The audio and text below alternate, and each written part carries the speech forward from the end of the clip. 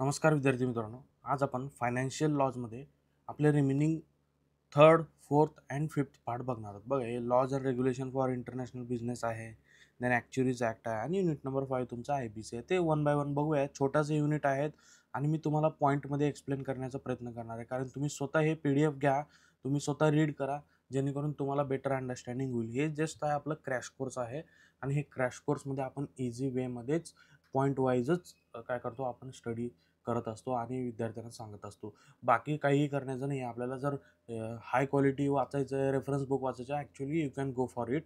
But this is for last moment revisions and you can gain the marks by reading these points. That's why we have created such PPTs. चलो, सगळ्यात पहिलं आहे आपल्याकडे unit number 3. काय आहे unit number 3? Laws and regulations governing international business. International बिझनेसला govern करणारे laws and regulations आहेत. सगळ्यात पहिला आहे आपल्याकडे फेरा ॲक्ट. फेरा ॲक्ट 1973. बघा, फेरा ॲक्ट काय करतो? फेरा ॲक्ट आहे की इंडियाचं जे फॉरेन एक्सचेंज मॅनेजमेंट आहे, म्हणजे जे पैसा येतो वगैरे, त्याला रेग्युलेशन करण्याचं काम जे होतं हे फेरा ॲक्ट करत होतं. बघा, it is enacted to regulate the foreign exchange and ensure the proper management of foreign exchange in a country. बघा, फेराचे काही इम्पॉर्टंट पॉईंट्स आहेत. सगळे इम्पॉर्टंट पॉईंट आहे. First, regulation of payment. इथं थोडं मिस झालंय, तुम्ही व्यवस्थित करून घ्या. Regulation of payment. बघा, आपल्या इंडियामध्ये जे पेमेंट येते आणि इंडियामधनं जे पेमेंट जाते बाहेर देशांना, ह्या दोघांचं येणे आणि जाणे, ह्या दोघांचं काम कोण करत असते? रेग्युलेशनचं फेरा ॲक्ट करत असतं. देन फॉरेन एक्सचेंज होल्डिंग आहे. ठीक आहे, बाहेर देशाची करन्सी जी येते इंडियामध्ये, ती करन्सी होल्ड करण्याचा आणि त्याला प्रॉपर डिक्लेरेशन आणि सरेंडर करण्याचं काम आणि त्याला रेग्युलेशन करण्याचं काम हे फेरा ॲक्ट करत असतं. देन आहे आपल्यासमोर regulation of export and import. बघा, इम्पोर्ट आणि एक्सपोर्ट आपल्याला रेग्युलेशन करायचं आहे, त्याच्यासाठी हे फेरा ॲक्ट आपल्याला मदत करत असतं. देन आहे इन्व्हेस्टमेंट रेस्ट्रिक्शन्स आहेत. काही कंपन्यांवरती काही रेस्ट्रिक्शन्स टाकलं जातं की बाबा, तुम्ही पर्टिक्युलर कंपनी आहात, ह्या कंपनीमध्ये तुम्ही एवढ्या टक्क्यापर्यंतच इन्व्हेस्ट करू शकता, त्याच्या पलीकडे जाऊन तुम्ही इन्व्हेस्ट नाही करू शकत. अशा प्रकारचे रेस्ट्रिक्शन्स हे कंपनी आपल्याला फेरा ॲक्ट टाकत असते कंपनीजवरती. देन फेरा ॲक्ट आपल्याला ऑथराइज्ड डीलर्सबद्दल सांगते की बाबा, फॉरेन एक्सचेंज जे आहे ट्रान्झॅक्शन, तुम्ही फक्त आणि फक्त ऑथराइज्ड डीलरकडे करू शकता. त्याच्या पलीकडे जाऊन जर केलात तुम्ही, तर ते इनव्हॅलिड आणि इल्लीगल असणार आहे, असं हे फेरा ॲक्ट आपल्याला सांगत असतं. देन जर तुम्ही हे इल्लीगल काम केलं, तरी तुम्हाला हे पेनाल्टी, स्ट्रिक्ट पेनाल्टी देण्याचं काम हे फेरा ॲक्ट करत आहे आपल्याला. देन आहे ऑब्जेक्टिव्ज ऑफ फेरा. ऑब्जेक्टिव्ज काय तर फेराचे? बघा, जे काही फॉरेन एक्सचेंज आपल्या देशामध्ये येतं त्याचं कन्झर्वेशन करण्याचं काम करतं. देन फॉरेन एक्सचेंज जे आहे प्रॉपर युटिलायझेशन करणे, जेणेकरून आपली इंडियाची इकॉनॉमिक डेव्हलपमेंट होईल, त्याच्यासाठी काम करत असतं.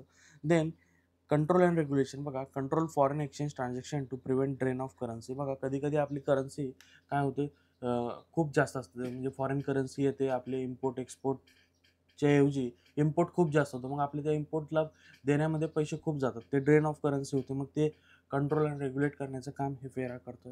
Then economic stability, overall economy आपली स्टेबल राहावी, त्यामध्ये फ्लक्च्युएशन्स येऊ नये याच्यासाठी काम करत असतं. देन काही इव्हेजन्स होत असतं, prevented evasion of foreign exchange laws, insured compliance and regulatory frameworks. आपल्याला compliance and regulatory framework insure करण्याचं काम हे काय करतं? फेरा ॲक्ट करत असतं. ते these are basic important points. बघा, काय काय करायचं तुम्हाला? रेग्युलेशन ऑफ पेमेंट आहे, फॉरेन एक्सचेंज होल्डिंग आहे, इम्पोर्ट अँड एक्सपोर्ट रेग्युलेशन्स आहे, देन इन्व्हेस्टमेंट रिस्ट्रिक्शन्स आहेत, काय कंपन्यांना रिस्ट्रिक्शन्स टाकत असतं. Then transaction can be happen to only authorised dealers, हे आपल्याला सांगत असतं.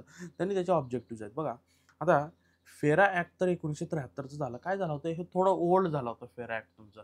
ओल्ड झाल्यामुळे काय केलं, कंपनीने थोडंफार, आपल्या गव्हर्नमेंटने थोडंफार चेंजेस करायचं ठरवलं आणि त्यांनी घेऊन आलेला आहे फेमा ॲक्ट. बघा, फॉरेन एक्सचेंज मॅनेजमेंट ॲक्ट. काय डिफरन्स आहे बेसिक? बघा, फेमा ॲक्टमध्ये तुम्हाला अगोदर रेग्युलेशन्स होतं फक्त, आता यांनी पूर्ण मॅनेजमेंट ठेवलं. Regulation, control, supervision, monitoring, penalty, सगळं इन्क्लुजन यामध्ये केलं गेलेलं आहे आणि कॉम्प्रिहेन्सिव्ह ॲक्ट बनवण्याचा प्रयत्न केलेला आहे.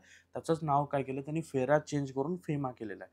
तर it is enacted to replace the FERA 1973 to facilitate external trade and payment as well as to promote the orderly development and maintenance of foreign exchange market in India. बघा, ऑर्डरली आपल्याला systematic वेने develop करायचं आहे आणि overall external trade आपल्याला जे आहे, trade and payments, त्याला manage करण्याचं, फॅसिलिटेशनचं काम हे फेमा ॲक्ट करत आहे आपले.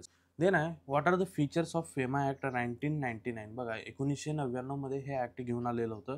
काय लिबरलाइज अप्रोच आहे की जरा फ्रीडम अप्रोच आहे, ठीक आहे. हे transition from regulation to management of foreign exchange. आता त्यांनी काय केलं, रेग्युलेशन स्ट्रिक्टर कंट्रोल असं सोडून नात त्यांनी काय केलं, आता मॅनेजमेंट थोडं लिबरल अप्रोच दिले की बाबा या तुम्ही पण या, तुम्ही पण या, तुम्ही पण या, ठीक आहे. ॲडमिनिस्ट्रेटिव्ह फ्रेमवर्क बनवलेला आहे, simplified procedures and allowed for current account transactions to be conducted freely. आता यांनी दोन गोष्टी केलेल्या आहेत. करंट अकाउंट कॅपिटल अकाउंटमध्ये पूर्ण ट्रेड काय केलेला आहे, कॅटेगराईज केलेला आहे आणि त्यामध्ये ते काम करण्याचा प्रयत्न करतात. देन आहे सिव्हिल नेचर ऑफ ऑफेन्सेस, ठीक आहे. Replace criminal penalties with civil penalties for violation. काय केलं त्यांनी, क्रिमिनल पेनल्टीज होत्या अगोदर व्हायलेशन केल्यानंतर, आता त्यांनी काय केलं, सिव्हिल पेनल्टीज त्याच्यावरती आणलेले आहेत. नॉर्मल केलं आहे, थोडं ईज ऑफ ट्रान्झॅक्शन्स केलं आणि आरबीआयचा रोल वाढलेला आहे. आरबीआय काय centralise authority in the management of foreign exchange. तर आरबीआयकडे पूर्ण पॉवर आहे, अधिकार आहे, हे फेमा ॲक्टमध्ये सांगतो. ऑब्जेक्टिव्ह काय बघा, ट्रेड फॅसिलिटेशन करणे, ऑर्डरली फॉरेक्स मार्केट डेव्हलप करणे आपलं. Then promotion of foreign investments in India आपल्याला हे प्रमोट करण्याचं काम करतं. देन प्रोसेस सिम्प्लिफाय करतं आणि जास्तीत जास्त लोक यावे आपल्याकडे आणि त्यांना त्रास होऊ नये याच्यासाठी काम करतं. आणि ओव्हरऑल कंप्लायन्स अँड मॉनिटरिंग कशा प्रकारे करणार आहे त्याच्यावरती पण रेग्युलेशन्स आणि मॅनेजमेंट करण्याचं काम हे फेमा ॲक्ट करत असतं. बघा इम्पॉर्टंट प्रोव्हिजन्स आहेत. बघा करंट अकाउंट ट्रान्झॅक्शन त्यांनी कॅटेगराईज केले, त्याचबरोबर त्यांनी capital account transactions like separate हे केलेलं आहे. त्याचबरोबर त्यांनी हे फॉरेन एक्सचेंज ट्रान्झॅक्शन्ससाठी सेपरेट केलेलं आहे. देन त्याच्यासाठी पेनल्टीज सिव्हिल पेनल्टीज इन्क्लूड केलेलं आहे. ॲपील मेकॅनिझम केलं, स्पेशल डायरेक्टर त्यांनी क्रिएट केलं ॲपील मेकॅनिझम, की बाबा तुम्हाला हे आरबीआयचं जर काही डिसिजन परवडलं नाही किंवा आरबीआयचं डिसिजन तुम्हाला वाईट वाटतो तर तुम्ही या ॲपील डायरेक्टरमध्ये जाऊन आरबीआयच्या विरोधात जाऊ शकता, हे फेममध्ये सांगितलं आहे. देन फॉरेन एक्सचेंज मॅनेजमेंट केले त्यांनी. Then authorisation of forex dealer केलं आणि रिपोर्टिंग रिक्वायरमेंट्स केले. मॅन्डेटरी रिपोर्टिंग तुम्ही जर केलं तरी तुम्हाला फायद्याचं आहे, हे तुम्हाला ह्याच्या फेमामध्ये इन डिटेल दिलेलं आहे. देन बघा आपल्याला फेरा अँड फेमाचं आपल्याला काही डिफरन्स दिले. बघा हे 1973ला केलं होतं इंट्रोडक्शन, याचं 1999ला केलं. हे रेग्युलेशनचं काम करत होतं, हे फॅसिलिटेशनचं काम करतं आणि ओव्हरऑल ट्रान्झॅक्शनसुद्धा रेग्युलेट करते हे सांगितले. इम्फेसिस कंट्रोल अँड रेग्युलेशन्सवरती होतं, याचं मॅनेजमेंट अँड लिबरलायझेशनवरती फोकस आहे. हे स्ट्रिक्टर होतं, हे थोडं मोर लिबरल आहे, फ्लेक्झिबल आहे. याच्या पेनल्टी खूप जास्त होतं, क्रिमिनल पेनल्टीज होत्या. आता यांनी मॉडरेट पेनल्टी, सिव्हिल पेनल्टी केलेलं आहे. पेनल्टीज अँड फाईन्स ओनली तेवढंच होतं याच्यामध्ये. इकडे काही इम्प्रिझनमेंट आहे, फाईन आहे, पेनल्टी आहे, सगळंच आहे. It is rule base approach आहे आणि हे प्रिन्सिपल बेस अप्रोच आहे. हे फेरा कोर्ट थ्रू केलं जातं, बट इथं स्पेशल ट्रिब्युनल केलेलं आहे, स्पेशल डायरेक्टरचं, ठीक आहे.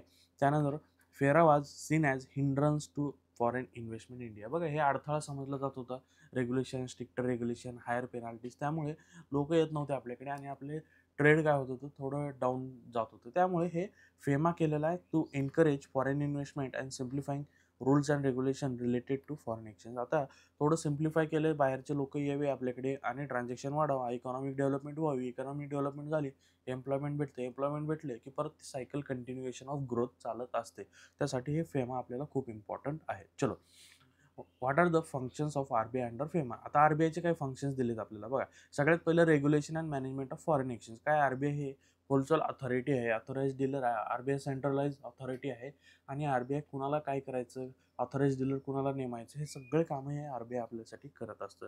Then regulation of foreign exchange market आपल्याला हे सांगतं की बाबा कशा प्रकारे तुम्ही मार्केट रेग्युलेशन करू शकता जेणेकरून स्टॅबिलिटी आणि ट्रान्सपरन्सी राहील. ऑथराइज डीलर्स आपल्याला त्यांनी काय केलेलं आहे, ग्रँट केले त्यांना लायसन्स वगैरे, की बाबा एवढे लोक आपल्याला काम करू शकतात. देन आहे तुमचं मॉनिटरिंग फॉरेन एक्सचेंज ट्रान्झॅक्शन. बघा कंप्लायन्स चेक, की बाबा कंपनी फॉलो करतात का नाही, रिपोर्टिंग रिक्वायरमेंटला फॉलो करतात का नाही, ते सगळं कंप्लायन्स अँड मॉनिटरिंग चेक करायचं आहे. Then issuance of guidelines and notification. आपल्याला कधी कधी गाईडलाईन्स इश्यू करावं लागतं, सर्क्युलर इश्यू करावं लागतं, नोटिफिकेशन करावं लागतं, जेणेकरून हे फॉरेन एक्सचेंजचे provision day by day update होतील आणि ते इम्प्लिमेंटेशन होतील. त्यासाठी ऑपरेशनल डायरेक्टिव्ह द्यायची गरज आहे. पॉलिसीमध्ये चेंजेस, काय मार्केट चेंजेस झाले पूर्ण जगामध्ये, त्याच्यानुसार आपल्याला काही चेंजेस करावे लागले, ते करण्याचं काम हे करत असतं.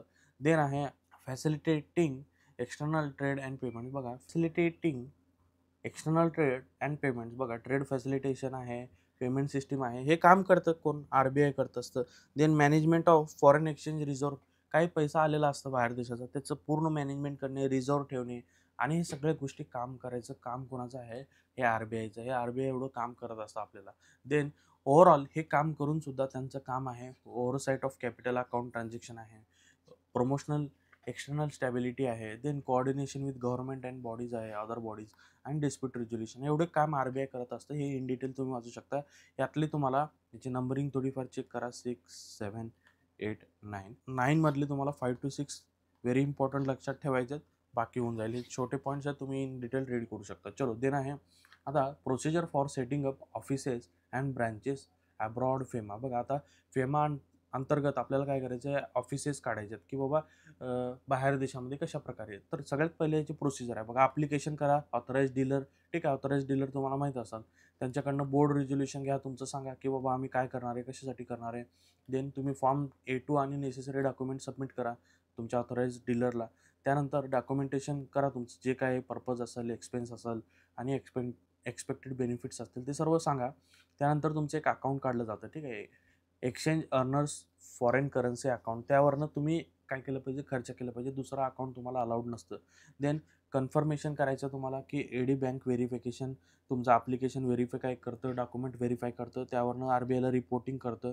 जर अप्रूव्हल नाही गेलं तर RBIला ते अकाउंट तुमचं काय केलं जातं, फॉरवर्ड केलं जातं. हे सगळं काम आहे त्याचं ऑथराइज डीलरचं. Then report of permission. बघा सगळ्यात पहिलं इनिशियल रिपोर्ट द्यायचं तुम्हाला 30 डेज ऑफ इस्टॅब्लिशमेंटमध्ये. तुम्ही इस्टॅब्लिश केलं आहे की काय केलं आहे काय नाही सगळं तुम्हाला द्यायचं आहे फॉर्मॅट. त्याच्यामध्ये ॲड्रेस, ॲक्टिव्हिटी, इनिशियल एक्सपेन्सेस आणि एक इम्पॉर्टंट क्रायटेरिया बघा, हे लक्षात ठेवा, नॉन रेमिटन्स बेसिस. बघा तुम्हाला काय करायचं आहे, हे जे ऑफिस काढताय तुम्ही की बाहेरून दरवर्षी तुम्ही इंडियातनं पैसा मागून घेणार आणि तिकडलं ऑफिस चालवणार असं नाही. यामुळे ब्लॅक मनी तुमच्या बाहेर देशात येऊ शकते आपली इंडियातली.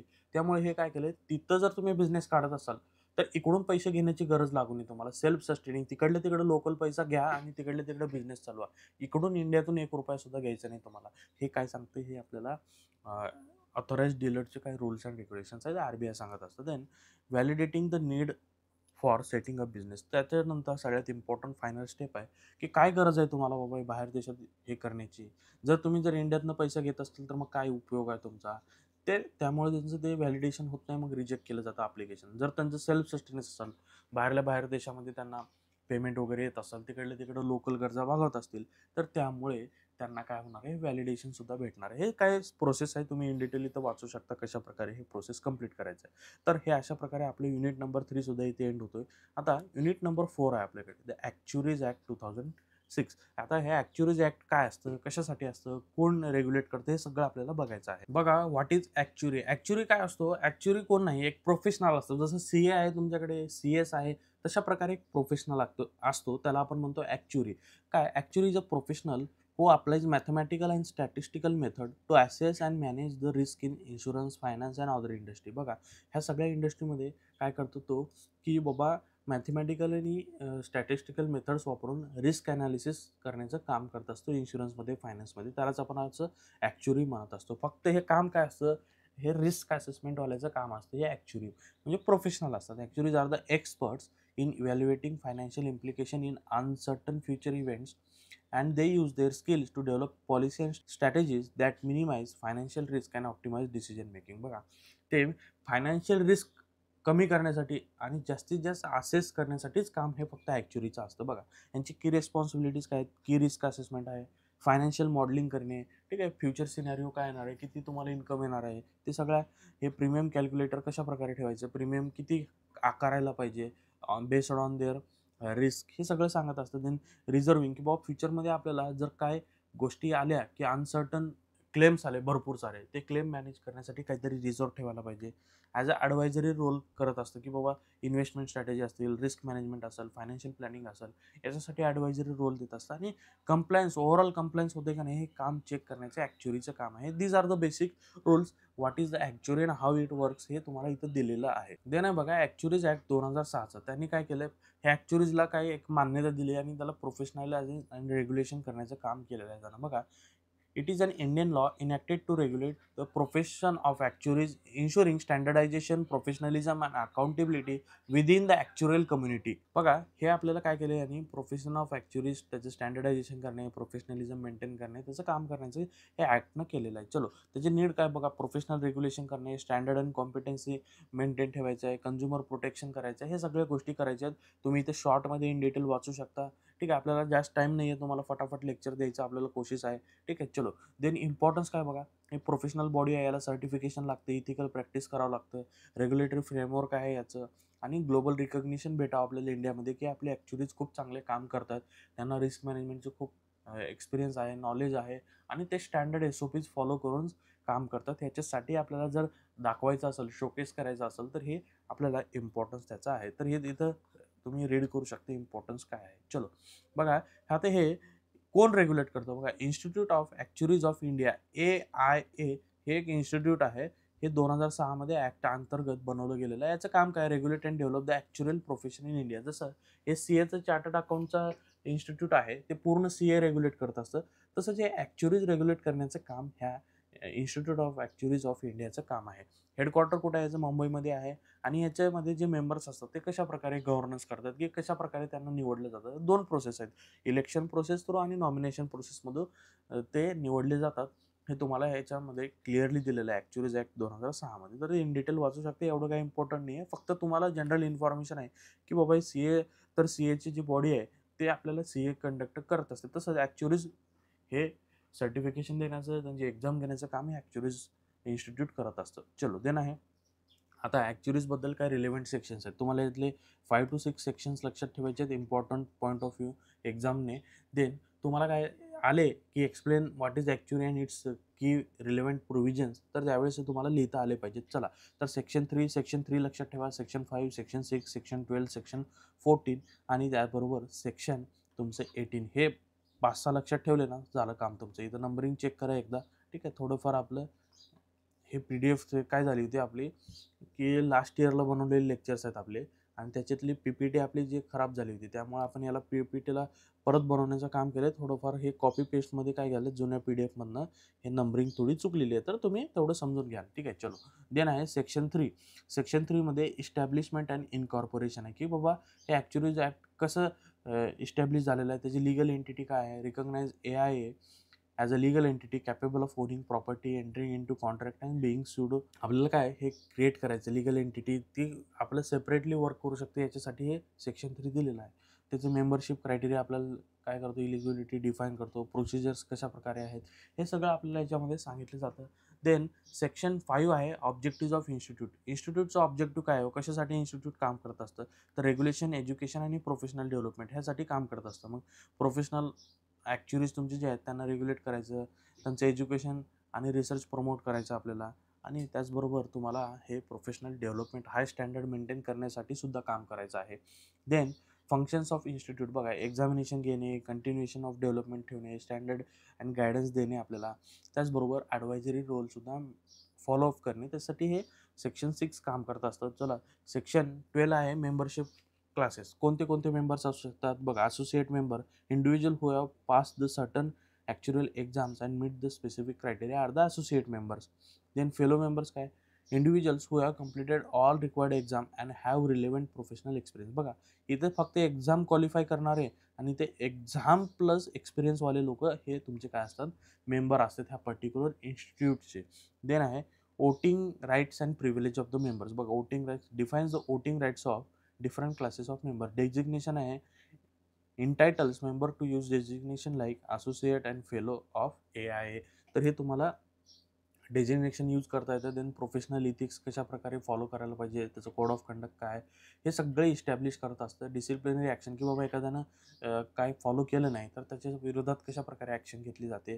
देन डिसिप्लिनरी कमिटी कशी फॉर्म होते, त्याचे पॉवर्स काय, आणि त्याचबरोबर कंटिन्युईंग आपल्याला हे CPD ठेवायचे, कंटिन्युईंग प्रोफेशनल डेव्हलपमेंट. त्यासाठी मॅन्डेटरी काय आहे, CPD क्रेडिट्स काय असतात, रजिस्टर ऑफ मेंबर्स कशा प्रकारे केलं जातं, आणि फायनान्शियल मॅनेजमेंट, फंड आणि ऑडिट कशा प्रकारे केलं जातं. एवढे सेक्शन्स आहेत आपल्याला 5 to 6 व्हेरी इम्पॉर्टंट, तेवढे लक्षात ठेवायचे. चलो, द रजिस्ट्रेशन ऑफ मेंबर्स, कशा प्रकारे रजिस्ट्रेशन ऑफ मेंबर केलं जातं, हे सगळं आपल्याला इन डिटेल ॲक्च्युअलीज ॲक्टमध्ये 2006च्या दिलेलं आहे सगळी प्रोसेस. सगळ्यात पहिलं आपल्याला रजिस्टर ऑफ मेंबर्स करायचे, की बाबा maintenance, Institute of Actuaries of India must maintain a register of all its member. The register must include names, address, qualification and other relevant details of member. सगळ्यात पहिलं register असतं, की तिथे जाऊन तुम्ही एक्झाम वगैरे क्वालिफाय केली तर तुमचं नाव तिथं नोंदवलं जातं. देन मेंबरशिप, कुठल्या टाईपचे मेंबर्स आहात तुम्ही, बेस्ड ऑन डिफरंट क्लासेस. तुम्हाला इथं लगेच तुम्हाला क्लासेस ऑफ मेंबरशिप भेटते. सेक्शन 12मध्ये. सेक्शन 13मध्ये आपल्याला क्वालिफिकेशन ऑफ मेंबरशिप, की क्वालिफिकेशन देते की तुम्ही एक्झाम पास झालात, एक्सपिरियन्स आहे, ते सगळं तुम्हाला इथे इलिजिबिलिटी क्रायटेरिया आहे. देन त्यांना वोटिंग राईट्स आहेत, जसं आपण लास्ट टाइमला चेक केलं तेच आहेत. वोटिंग राईट्स काय असणार आहेत, त्यांच्या वेगवेगळ्या क्लासिफिकेशन ऑफ मेंबरशिप बेसिसवरनं. त्याचबरोबर प्रोफेशनल मिसकंडक्ट काही केलं त्यांनी, की बाबा कशाप्रकारे त्यांना पनिशमेंट होणार आहे, काय पॉवर्स आहेत त्या कमिटीकडे, डिसिप्लिनरी कमिटीकडे, ते सगळं दिलेलं आहे आपल्याला. कोड ऑफ कंडक्ट कशाप्रकारे फॉलो करायला पाहिजे, इथिकल त्यांनी गाईडलाईन्स कुठलं मेंटेन केला पाहिजे. आणि त्याचबरोबर rights of person ceasing to be members, एखाद्या पर्सननं खूप मोठं व्हायलेशन केलं आहे, त्याचं मेंबरशिपसुद्धा आपल्याला काढून टाकण्याचा अधिकार आहे. आणि त्याची मेंबरशिप काढून टाकल्यानंतर त्याच्याकडे काय अधिकार असतात ते आपल्याला हे सगळं ह्याच्यामध्ये दिलेलं आहे मेंबरशिपमध्ये. बघा, मेंबरशिप रजिस्ट्रेशन, त्याचे टाईप्स, क्वालिफिकेशन, राईट्स त्यांचे, कोणते इथिकल स्टँडर्ड फॉलो करायचे आणि पोस्ट मेंबरशिप राईट्स कोणते असणार ते आपल्याला सर्व इन डिटेल यामध्ये दिलेलं आहे. चलो, देन आहे रजिस्ट्रेशन प्रोसेस. कशाप्रकारे रजिस्ट्रेशन केलं जातं? सगळ्यात पहिलं फॉर्म्स आणि डॉक्युमेंटेशन केलं जातं. देन त्याचं व्हेरिफिकेशन केलं जातं. एक्झामिनेशन कंडक्ट केली जाते. देन अप्रूव्हल केलं जातं. एनरोलमेंट केलं जातं. देन सर्टिफिकेट इश्यू केलं जातं. देन CPDमध्ये तुम्हाला घेतलं जातं आणि रजिस्टर अपडेट केलं जातं. हे सगळी त्याची प्रोसेस आहे. तुम्ही इन डिटेल वाचू शकता. एवढे पॉईंट्स लक्षात ठेवून गेले तरी स्वतः मनाने लिहू शकता मध्ये.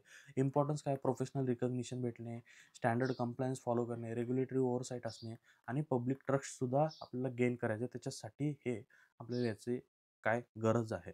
Then quality review board under the Actuaries Act. बघा, ॲक्च्युरीज ॲक्ट अंतर्गत आपल्याला क्वालिटी रिव्ह्यू बोर्ड असतं.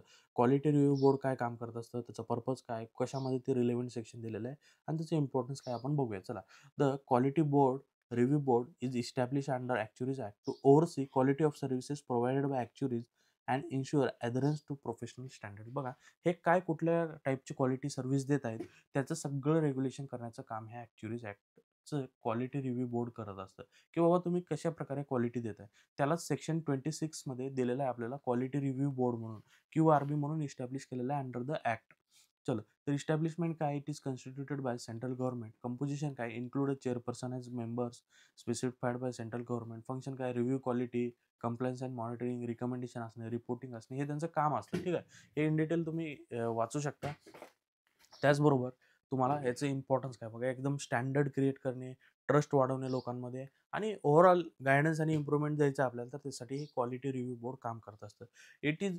It plays crucial role in overseeing the quality and integrity of actuarial service, thereby supporting overall objective of Actuaries Act 2006 to regulate and promote the actuarial profession in India. बघा, overall ॲक्च्युअरी professional regulate करणे, त्याचे support objective देणे, quality ठेवणे, integrity ठेवणे, हे सगळं काम करण्याचं हे रिव्ह्यू बोर्डचं काम आहे. तर अशा प्रकारे आपण हे नवोदयसुद्धा क्लासेस स्टार्ट करतोय 4th, 5th, 6th स्टुडंटसाठी. जे काय इंटरेस्टेड स्टुडंट आहेत, पालक आहेत, विद्यार्थी आहेत, त्यांचे भाऊ बहीण आहेत, त्यांना तुम्ही एवढं हे पाठवाल, हे रेफर कराल, हे आपली अपेक्षा आहे. आणि एकदम एक्सपर्टकडनं आपण गायडन्स देणार आहोत. घरी बसल्या ऑनलाईन मोडमध्ये हे क्लासेस असणार आहेत आणि व्हेरी नॉमिनल कॉस्टमध्ये. तर हे तुम्ही त्यांना रेकमेंड करा, हे आपली एक अपेक्षा आहे आणि आपली एक तुम्हाला रिक्वेस्ट आहे. चलो, देन आहे लास्ट आपला युनिट नंबर 5. युनिट नंबर 5 मध्ये आपल्याला IBC दिलेला आहे. IBC काय असतो? Insolvency and bankruptcy code. बघा, इन्सॉल्व्हन्सी म्हणजे काय असतं? It is a state where financial state of individual and entity cannot meet its debt obligation as they come due. बघा, काय तुम्ही जर लोन घेतलाय आणि तुम्ही जर लोन भरू शकत नाही, त्या सिच्युएशनला आपण काय म्हणतो? इन्सॉल्व्हन्सी म्हणतो. इन्सॉल्व्हन्सी म्हणजे तुम्ही भरू शकत नाही. It is essentially situation where liabilities exceeds asset. बघा, तुमचं देणं वाढतं आणि तुमच्याकडे इन्कम कमी होतं, त्यावेळेस तुम्ही देणं देऊ शकत नाही, तर त्या सिच्युएशनला आपण इन्सॉल्व्हन्सी म्हणतो. बघा, insolvency is a financial condition or a state. Nature त्याचं it can be temporary or potentially resolve through negotiation and restructuring. आपल्याला हे काय, थोडं अंबानीचं डेट वगैरे कमी केलं बघा, अनिल अंबानीच ना, हां, अनिल अंबानीचंच कमी केलं आणि तो सध्या निवांत आहे. सध्या एवढं मोठं कर्ज घेऊन बसलं होतं बाबाने आणि तो देऊ शकला नाही, बट त्याला रिस्ट्रक्चरिंग केलं थोडंफार, निगोशिएशन थ्रू त्याचं काय केलेलं आहे, हे लोन कमी केलेलं आहे. देन याचे काय इंडिकेटर्स असतात बघा. Cash inflow insolvency, when a individual entity can not pay debts as they fall due. बघा, हे कॅश फ्लो इन्सॉल्व्हन्सी आहे. Balance sheet insolvency when total liabilities exceed total assets. Resolution काय? निगोशिएशन आणि restructure of loan करता येतं आपल्याला. Then legal implication काय? Pre legal state आणि रिमेडीज. बघा, insolvency itself does not necessary involve legal proceedings आणि remedies may include debt scheduling and obtaining new credit lines without court involvement. हे काय आहे? त्याच्यामध्ये रेमेडीज आहेत आपल्याला दिले गेलेले आहेत. चलो, देन हे झाली इन्सॉल्व्हन्सी स्टेट. देन आहे बँकरप्सी स्टेट बघा, it is the legal process where court declares an individual as or entity unable to pay the outstanding debt. बघा, जेव्हा कोर्ट डिक्लेअर करतं तेव्हा बँकरप्सी होत असते. जेव्हा स्वतः इंडिव्हिज्युअल देऊ शकत नाही असं सांगतो त्यावेळेस इन्सॉल्व्हन्सी होत असते. It is an formal legal state following the insolvency. It is काय असते, हे फॉर्मल स्टेप आहे, याच्या पलीकडे काय नसतं. प्रोसिजर काय, bankruptcy is a legal procedure permanent. It typically involve structured leading to discharge or restructuring of debt. बघा, याचे काय इन्सॉल्व्हन्सी, कॅश इन्फ्लो आहे, लीगल इम्प्लिकेशन्स आहेत, देन बँकरप्सी आहे, बॅलन्स शीट लायबिलिटीज असतं, रिझोल्युशन मेथड्स काय आहेत आपल्याकडे, हे सगळ्या गोष्टी इन्सॉल्व्हन्सी आणि बँकरप्सीमध्ये येत असतात. चलो, देन आहे की ह्याची प्रोसेस काय बघा. प्रोसेस बँकरप्सीची बघा, पिटिशन आहे, कोर्ट इन्व्हॉल्वमेंट होत असतं त्याच्यामध्ये. रिझोल्युशन काय, डिस्चार्ज ऑफ डेट बघा, may result in discharge of some of all debts. Liquidation काय बघा, involve selling of assets to pay creditors. Reorganization आहे, all debtors to reorganize and pay debt over time. हे सगळ्या गोष्टी त्याच्यात केले जाते. देन लीगल इम्प्लिकेशन बघा, लीगल स्टेटस आहे, प्रोटेक्शन आहे, कॉन्सिक्वेन्सेस आहेत. ठीक आहे. Bankruptcy grants a legal status to debtors inability to pay debts, provide legal protection to debtors from creditors collection actions. Then can have long term impact on creditworthiness and financial standing. हे काय आहे, इन्सॉल्व्हन्सी काय, financial condition आहे, bankruptcy काय, legal state आहे, process काय, it does not necessary involve court proceedings आहे, but बँकरप्सीमध्ये कोर्ट प्रोसिडिंग असते तुमची. देन तुम्हाला insolvency can be resolve through informal methods आहे, आणि bankruptcy results in legal resolutions.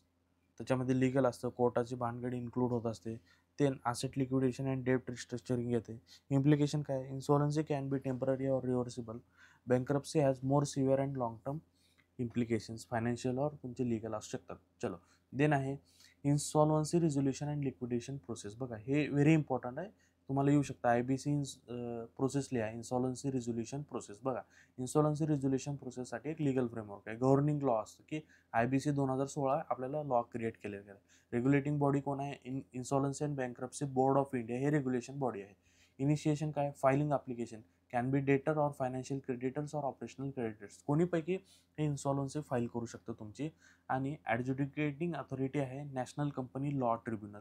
ह्या कंपनीकडे काय केले जातात, ऑल केसेस ॲप्लिकेशन फाईल केले जातात. Then admission acceptance of application, NCLT national company law tribunal admits the application if a default is establish. Moratorium period दिलं जातं. काय मोरॅटोरियम पिरियड ऑफ काय असतं, it is an legal proceeding against the debtor is declared for 180 days extendable by 90 days. बघा, काय केलं जातं, एक तुम्हाला टाईम पिरियड दिला जातो की डेटर्सला 180 दिवसामध्ये तुम्ही पैसे दिले पाहिजेत. चलो, देन आहे इंटरिम रिझोल्युशन प्रोफेशनल, IRP आहे. National company law tribunals appoint and IRP to take control of debtors assets and operations. बघा, डेटरचे असेट्स वगैरे कंट्रोल करणे आणि त्याचं ऑपरेशन्स करणे काम करतं. पब्लिक अनाऊन्समेंट करते की बाबा हे क्लेम्स फ्रॉम क्रेडिटर्स वगैरे यायचं आहे. Then committee of creditors appoint केली जाते, comprises of all financial creditors. Then हे ह्याच्यावरती पॉवर्स आहेत, committee of creditors resolution plan by majority of vote, 66% approval required आहे तुमचं. देन रिझोल्युशन प्रोफेशनल्स असतात, RP काय असतात, replacement of IRP, COC may confirm IRP or IRP to appoint a new RP. हे सगळे त्याच्यात लीगल प्रोसिडिंग्स आहेत, एवढे लक्षात नाही ठेवायचे आपल्याला. चला, रिझोल्युशन प्लॅन काय असतो वगैरे बघूया. देन आपल्याला अप्रुव्हल काय रिझोल्युशन प्लॅनचा, हे RP submits plan to COC creditor of committee. COC approval must be approved by 66% of COC members. Then NCLT approval. The plan approved is then submitted to National Company Law Tribunal for final approval. जेव्हा NCLT ने final approval दिलं की हे पूर्ण binding on all stake holders implemented as per terms. बघा, हे इन्सॉल्व्हन्सी process आहे, कशाप्रकारे आपण पैसा वसूल करू शकतो हे डेटर्सकडनं वगैरे, जे कंपनीज आपले फेस करतात इन्सॉल्व्हन्सी. तर हे अशा प्रकारे आपल्याला काय इन्सॉल्व्हन्सी प्रोसेस आहे. चलो, बघा, इन्सॉल्व्हन्सी प्रोसेस लीगल फ्रेमवर्क आहे, इनिशिएशन आहे, ॲडमिशन आहे, हे इंटरनेम आपल्याला रिझोल्युशन प्रोफेशनल भेटले जातात. COC असते, committee of creditors. Resolution plan बनवला जातो, प्लॅन अप्रूव्हलला टाकला जातो आणि अप्रूव्हल झाल्यानंतर इम्प्लिमेंटेशन केलं जातं. बघा, हे झालं तुमची insolvency resolution process. Then liquidation process काय, ट्रिगर फॉर लिक्विडेशन. बघा, failure of resolution, then resolution plan violation आहे, डायरेक्ट ॲप्लिकेशन आहे. हे सगळ्या गोष्टी झाल्या तर तुम्ही काय व्हायलेशन केलं रिझोल्युशन प्रोसेस, तर तुम्ही एकतर पैसे देऊ शकत नाही आहे आणि त्याचबरोबर तुम्ही त्याचं व्हायलेशन करताय सगळं प्लॅन बनवलेलं. तर मग ते तुम्हाला काय लिक्विडेशन, मग तुमचं काय ॲसेट बिसेट वगैरे सगळं विकायचं इथं प्रयत्न केला जातो. मग अपॉइंटमेंट ऑफ लिक्विडेटर केलं जातं to oversee liquidation process. Liquidated take control of debtor assets and operations. Then liquidation estate बघा, ॲसेट ॲग्रिगेशन आहे, ॲसेट व्हॅल्युएशन आहे, सगळं केलं जातं. देन क्लेम व्हेरिफिकेशन केलं जातं. इन्व्हिटेशन फॉर क्लेम्स, ठीक आहे, इन्व्हाइट ऑल क्रेडिटर्स, जे काही उधार दिलेत त्या कंपनीला बिझनेसला, सगळ्या उधारीवाल्या लोकांना बोलवलं जातं की आम्ही उधार दिले, त्यांचे क्लेम्स वगैरे व्हेरीफाय केलं जातं. मग क्लेम प्रोसेस केलं जातं आणि ॲसेट सेल केले जाते. टोटल ॲसेट सेल करून त्यांना पैसा दिला जातो, ठीक आहे. हे प्रकारे त्याच्यामध्ये काही कॉस्ट येतात. इन्सॉल्वन्सी रिझोल्युशन प्रोसेस कॉस्ट आहे, सिक्युअर्ड क्रेडिटर्स आहेत, अनसिक्युअर्ड क्रेडिटर्स आहेत, ऑपरेशनल क्रेडिटर्स आहेत, इक्विटी होल्डर्स आहेत. Then completion and dissolution, completion report आणि डिझोल्युशन ऑर्डर असते. हे सगळं तुम्हाला हे लिक्विडेशन प्रोसेसमध्ये केलं जातं, हे लक्षात ठेवायचं आहे. चला, adjudicating authority under IBC India बघा. कोण आहे ॲडज्युडिकेटिंग अथॉरिटी? बघा, तुमची AA is a quasi judicial body responsible for overseeing the IBC process. बघा, IBC resolution process, insurance and bankruptcy process, एक ॲडज्युडिकेटिंग अथॉरिटी बनवली जाते. त्यानंतर त्याचं काम काय असतं? प्रायमरी अथॉरिटी तुमची NCLT आहे, दुसरी अथॉरिटी तुमची DRT आहे. NCLT म्हणजे तुम्हाला माहिती आहे, नॅशनल कंपनी लॉ ट्रिब्युनल आहे, हे कॉर्पोरेट इन्सॉल्वन्सीसाठी आहे. देन डेट रिकव्हरी ट्रिब्युनल आहे, जे की लिक्विडेशन प्रोसेसमध्ये हे डेट रिकव्हरी ट्रिब्युनल काय करतं? तुमचं सगळं पैसा वसूल करण्याचं काम करत असतं. रिलेव्हंट सेक्शन आहे सेक्शन 5(1), सेक्शन 60. बघा, defines adjudicating authority for corporate persons as a NCLT and for individuals and partnership firms as a DRT. याच्यामध्ये सेक्शन 60 आहे, specified jurisdiction and powers of NCLT in corporate insolvency and resolution. Liquidation आहे, involuntary लिक्विडेशन्स आहे त्याच्यामध्ये. त्यानंतर बँकरप्सी आहे. हे सगळ्या गोष्टी त्याच्यामध्ये सेक्शन 60मध्ये दिले गेलेले आहेत आपल्याला. देन ज्युरिस्डिक्शन काय बघा, ज्युरिस्डिक्शन आपल्याला दिलं गेलेलं आहे corporate person. NCLT has jurisdiction over companies and liability partnership, limited liability partnership, LLPs वरती त्यांचं काय आहे? हे ज्युरिस्डिक्शन आहे. त्याचबरोबर देन आहे तुमचं individual and partnership. DRT handles insolvency and bankruptcy cases for individuals and partnerships आहे. देन तुम्हाला फंक्शन अँड रिस्पॉन्सिबिलिटीज दिलेत ॲडज्युडिकेटिंग अथॉरिटीजचे. काय फंक्शन आहे? Determine admissibility of insurance application आहे, सेक्शन 7, 9, 10मध्ये दिले.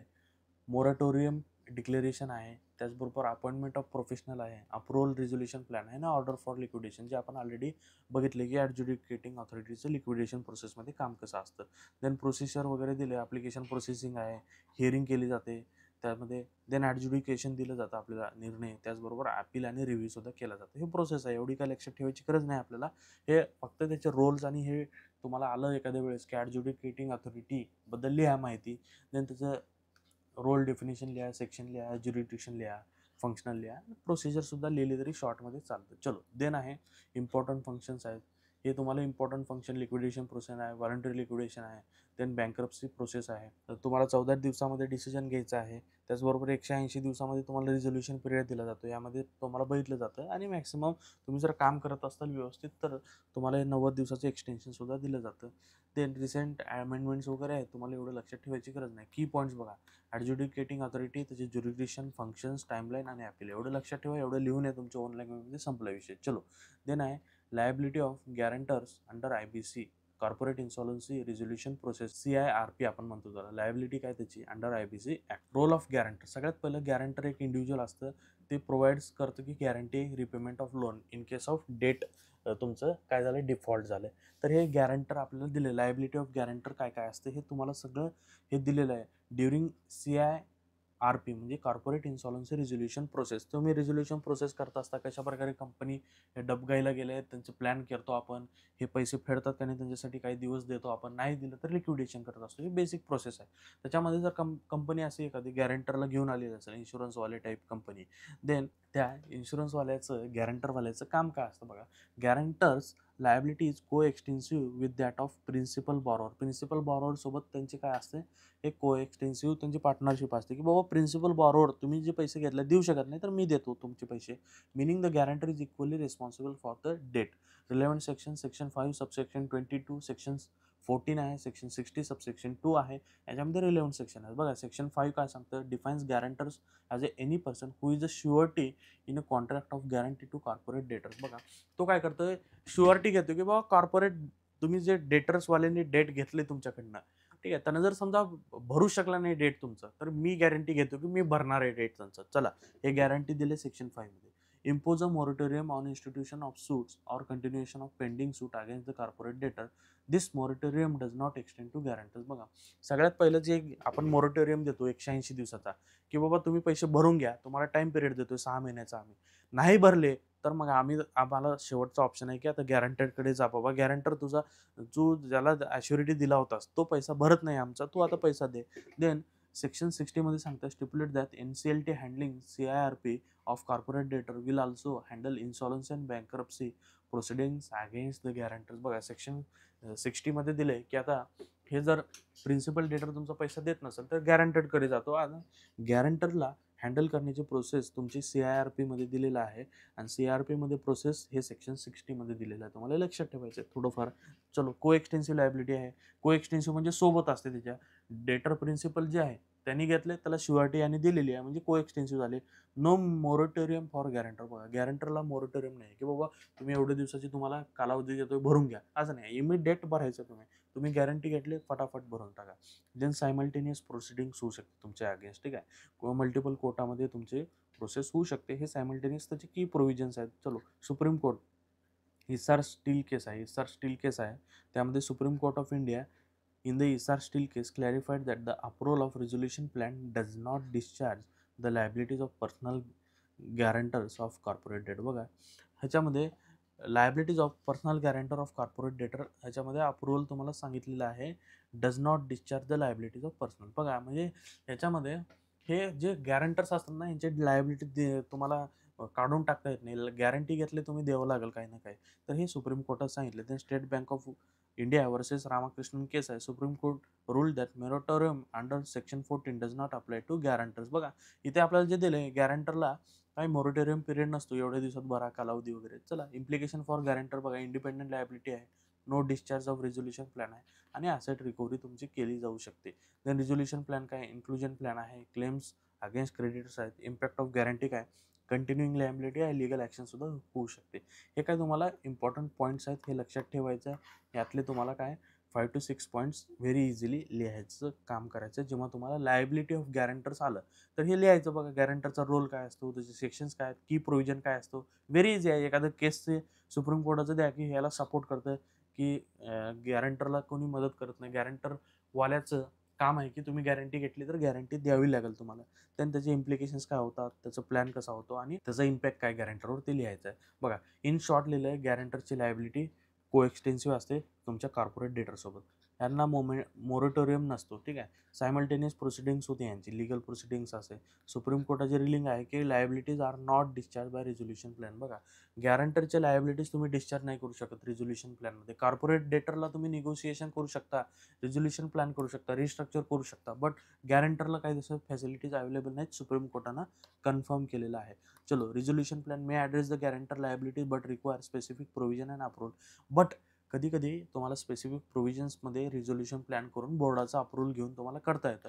देन क्रेडिटर राईट्स आहे. Creditor can pursue guarantors independently to recover debts. बघा, क्रेडिटर्स जे आहेत, उधार घेणारे डेटर्स, ते डेटर्स पण काय गॅरंटरला देऊ शकतात, सेपरेट प्रोसिडिंग करू शकतात की बाबा तू आमचे पैसे भर. हे सगळे सिस्टीम आहे, प्रोसेस आहे. एवढं इन डिटेल आपल्याला एक्झाम पॉईंट ऑफ व्ह्यूने लक्षात नाही. तुम्हाला पॉईंट्स वगैरे लक्षात ठेवायचे. तुम्हाला जर खरेच इंटरेस्ट असेल तर तुम्ही हे इन डिटेल सुद्धा रीड करू शकता. आणि अशा प्रकारे आपण हे 3, 4, 5 युनिट एकदम सोप्या भाषेत एक्झाम पॉईंट ऑफ व्ह्यूने, बघा, एक्झाम पॉईंट ऑफ व्ह्यूने आपण कव्हर केले गेलेलं आहे.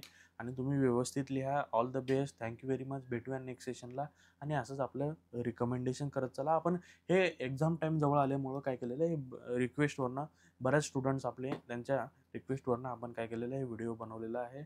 आणि याच्यामध्ये क्रेडिट आहे शुभम मेदनकरला, त्यांनी आपल्याला याच्यामध्ये खूप मदत केलेली आहे आणि त्यांच्यासाठी आपण हे स्पेशल व्हिडिओ घेऊन येतो. चलो, तर थँक्यू व्हेरी मच. आपण भेटूया नेक्स्ट सेशनला आणि wish you all the best.